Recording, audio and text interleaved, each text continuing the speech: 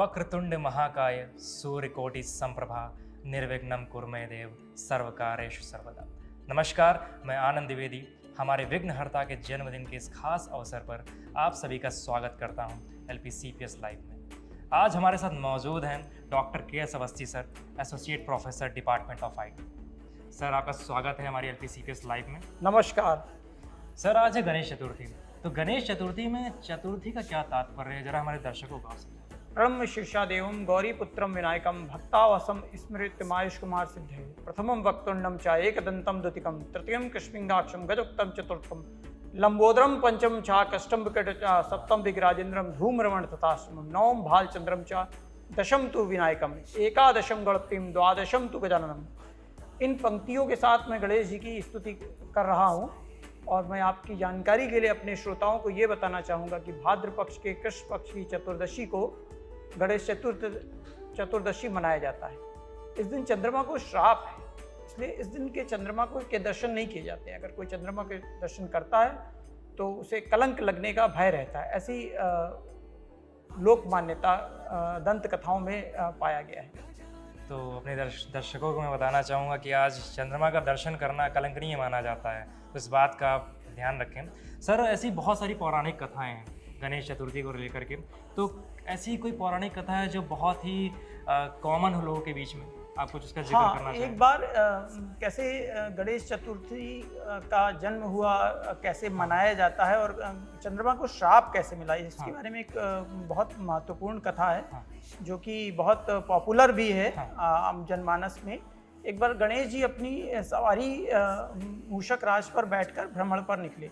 उनको देख करके, उनके विशाल स्वरूप को देख करके, उनके सूढ़ को देख करके, रूप को कुरूप समझ करके चंद्रमा ने उनका उपहास किया। इस बात से गणेश जी को बहुत अत्यंत क्रोध हुआ, जबकि उनको अनायास कभी क्रोध नहीं आया। और उन्होंने उसी आवेश में उनको श्राप दिया चंद्रमा को कि तुम काले हो जाओ। क्योंकि जब ये श्राप मिला तो चंद्रमा को ये रियलाइज़ हुआ कि उन्होंने बहुत बड़ी गलती कर दी है। तो उसको सुधारने के लिए उन्होंने श्री गणेश जी से, विघ्नहर्ता गणेश जी से क्षमा याचना की, क्योंकि वो दया सिंधु हैं। वो तो दया के सागर हैं भगवान गणेश, और वो बुद्धि से युक्त हैं। वो बुद्धिहीनों को बुद्धि प्रदान करते हैं, शुभ और लाभ उन्हीं के हाथ में है। तो उन्होंने उनको क्षमा करते हुए सिंबॉलिकली उस पूरे श्राप के प्रोसेस को सिंबॉलिकली कर दिया। क्षमा तो कर दिया, लेकिन सिंबॉलिक, और कहा कि जैसे जैसे सूर्य की किरणें आप पर पड़ेंगी वैसे वैसे आपका स्वरूप आ जाएगा, लेकिन सिंबॉलिकली आपका जो चतुर्थी रहेगी उस दिन आप पूरी तरीके से काले रहेंगे, और जो कोई आपका दर्शन कर लेगा जो उसको कलंक लग जाएगा।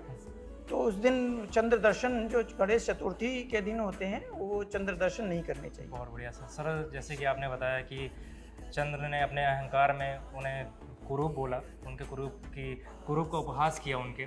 तो इस जगह पे दर्शकों को मैं ये भी बोलना चाहूँगा कि अहंकार हमें अपने रूप का कभी नहीं करना चाहिए। और गणेश जी को जैसे आपने बोला कि उन्हें अनायास कभी क्रोध आया ही नहीं, और क्रोध आया तो उन्होंने अपनी गलती को सुधारा और उन्हें फिर से बोला कि आपका रूप वापस धीरे धीरे आ जाएगा। तो सर, ऐसी कौन सी घटना थी जिसकी वजह से गणेश जी को प्रथम पूजनीय बोला गया?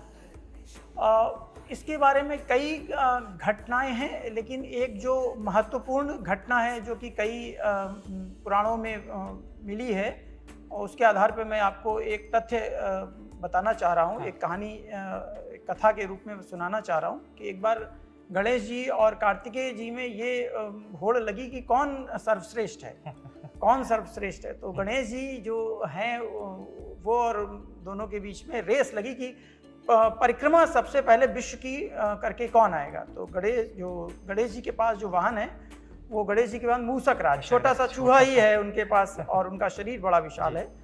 तो जो कार्तिकेय जी हैं उनके पास तो मोर है, तो वो मोर पर बैठे और वो चले गए परिक्रमा करने के लिए, विश्व की परिक्रमा करने के लिए। लेकिन श्री गणेश जी ने अपने माता पिता की ही परिक्रमा की, उन्हीं को पूरा विश्व माना।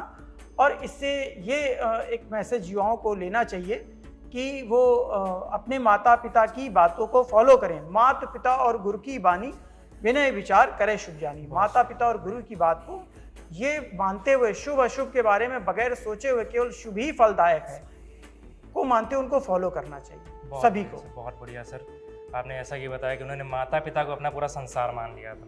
तो आज के युवाओं को सीखना चाहिए ऐसे बोला जाता है कि जो गणेश जी की लोकप्रियता है युवाओं में और बच्चों में काफ़ी ज़्यादा है।